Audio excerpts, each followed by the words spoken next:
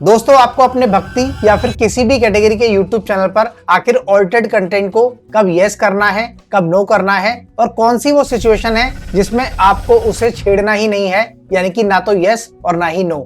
आप में से काफी सारे लोगों ने ये क्वेश्चन मुझसे भी रिसेंटली पूछा है और बहुत से लोग इस गलती को लगातार किए चले जा रहे हैं। ऑल्टर्ड कंटेंट को यस करना, नो करना या फिर पूरी तरह से छोड़ देना, इग्नोर करना, ये बहुत ही ज्यादा जरूरी है क्योंकि ये पूरी तरह से YouTube की गाइडलाइंस और उसके नियम से जुड़ा हुआ है।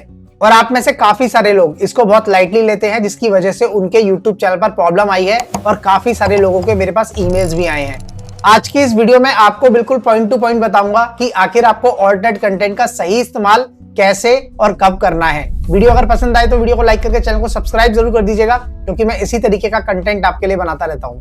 अब यहाँ पर इन सभी पॉइंट्स को डिस्कस करने से पहले आपको एक छोटी सी चीज जरूर बताना चाहूंगा। जब भी आप अपना कंटेंट बनाते हैं अपने YouTube चैनल के लिए, तो या तो आपने कहीं से किसी की इमेज का इस्तेमाल किया हुआ होता है, या फिर आपने कहीं से किसी की वीडियो क्लिप ली होती है, या फिर आपने म्यूजिक लिया होता है। वो म्यूजिक भजन भी हो सकता है और वो म्यूजिक किसी का बैकग्राउंड म्यूजिक भी हो सकता है, और या फिर हो सकता है कि आपने किसी की वॉइस का इस्तेमाल किया हो। अब वो वॉइस चाहे किसी के प्रवचन की वॉइस हो, महाप्रभु जगन्नाथ जी व्याकुल हो गए, और चाहे वो AI जनरेटेड वॉइस हो, और चाहे फिर वो आपकी खुद की आवाज हो। आप इन सभी चीजों को मिला करके अपने कंटेंट को बनाते हैं और उसके बाद उस पर एडिटिंग कर देते हैं। अब यहाँ पर आप में से काफी सारे लोग ऑल्टर्ड कंटेंट को अनजाने में या तो यस कर देते हैं या नो कर देते हैं, और या फिर कभी कभी वो उसको सिलेक्ट ही नहीं करते। तो यहाँ पर ये बहुत बड़ी गलती आप कर रहे हैं। अब यहाँ पर मैंने आप लोगों के लिए 3 कैटेगरी बनाई है, जिसका स्क्रीनशॉट भी मैं आप लोगों को दे दूंगा। जिसमें से पहली कैटेगरी है जिसमें हम सीखेंगे कि आपको कब ऑल्टर्ड कंटेंट को सिलेक्ट करना है, यानी कि यस आपको कब करना है।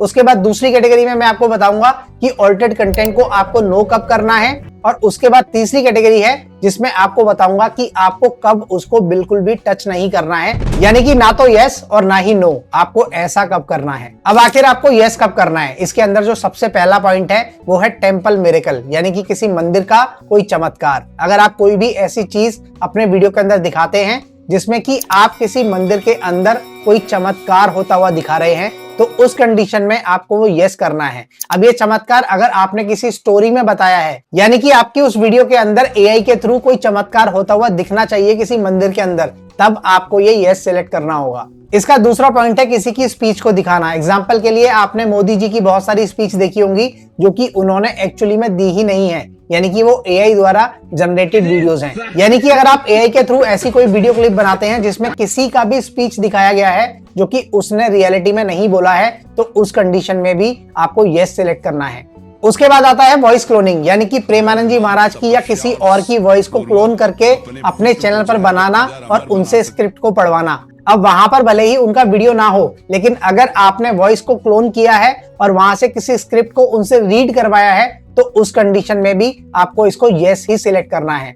एग्जाम्पल के लिए डीप फेक वीडियोस जो कि आजकल बहुत ज्यादा चल रहे हैं, जिसमें किसी का भी वॉइस किसी के ऊपर लगा करके और किसी और का वॉइस वहां पर या स्क्रिप्ट लगा करके एक AI से वीडियो को जनरेट करवा दिया जाता है। इस टाइप के वीडियोस में आपको 100% उसको यस ही सिलेक्ट करना है। और इसी तरह बहुत सारे छोटे छोटे एग्जाम्पल है, जैसे कि फ्लूड या एक्सीडेंट का एक फेक वीडियो बनाना, या फिर AI की मदद से किसी बाबा या महात्मा का एक भाषण वाला वीडियो बनाना। ये वीडियो आपने बहुत सारे देखे होंगे जो कि इंस्टाग्राम पर भी बहुत ज्यादा चलते हैं। ओवरऑल यहाँ पर किसी भी तरीके की हैवी एडिटिंग या फिर किसी भी तरीके का मिसलीडिंग जो कि आप अपनी वीडियो में दिखाते हैं, उस पर अगर आपने काम किया है तो 100% आपको ऑल्टर्ड कंटेंट यस सिलेक्ट करना है। कब आपको ऑल्टर्ड कंटेंट को नो सिलेक्ट करना है? अगर आपने अपनी वीडियो के अंदर नॉर्मल कट्स का इस्तेमाल किया है, आपने नॉर्मल ट्रांजिशन यूज किए हैं, और अगर आपने कलर ग्राइंडिंग की है, यानी कि कलर का आपने थोड़ा बहुत चेंजेस किया है, उस कंडीशन में आप उसको नो सिलेक्ट कर सकते हैं। उसके अलावा एनिमेशन, कार्टून्स और VFX का अगर आप इस्तेमाल करते हैं, उस कंडीशन में भी आपको नो ही सिलेक्ट करना है। अपने वीडियो के अंदर अगर आप कोई मीम यूज करते हैं, जैसे कि मैं भी कई बार करता हूँ। क्या बात कर रहे हैं?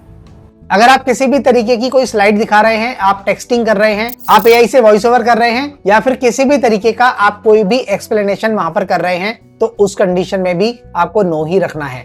अगर आपने अपने भक्ति या फिर किसी भी कंटेंट को बनाते वक्त AI का इस्तेमाल थोड़ा बहुत किया है, यानी कि आपने थोड़ी सी वॉइस ओवर कराई है जो कि आपने AI से कराई है, और आपने कुछ इमेजेस भी ली हैं जो कि आपने AI के थ्रू ही जनरेट कराई हैं, तो उस कंडीशन में आपको उसको छेड़ने की कोई भी जरूरत नहीं है। ये बिल्कुल नॉर्मल सी चीज है। आपको यहाँ पर इसका एक गोल्डन रूल बता देता हूँ कि जब भी आप अपने कंटेंट को बना रहे हैं और आपका दर्शक उस वीडियो को देख करके किसी भी तरीके से थोड़ा बहुत भी कंफ्यूज हो सकता है कि ये रियल है या फिर ये फेक है। अगर ऐसा कुछ भी आपके वीडियो के अंदर है तो आपको 100% उसको यस सिलेक्ट करना है, अदरवाइज उसको नो ही रखना है। ये चार्ट आपकी स्क्रीन पर है, आप इसका स्क्रीनशॉट ले सकते हैं। ये आपके आगे आने वाले वीडियोस के अंदर डेफिनेटली काम आएगा। आई होप ये वीडियो आपको पसंद आया होगा, ये जानकारी आपको अच्छी लगी होगी। वीडियो को लाइक करके चैनल को सब्सक्राइब जरूर कर दीजिएगा।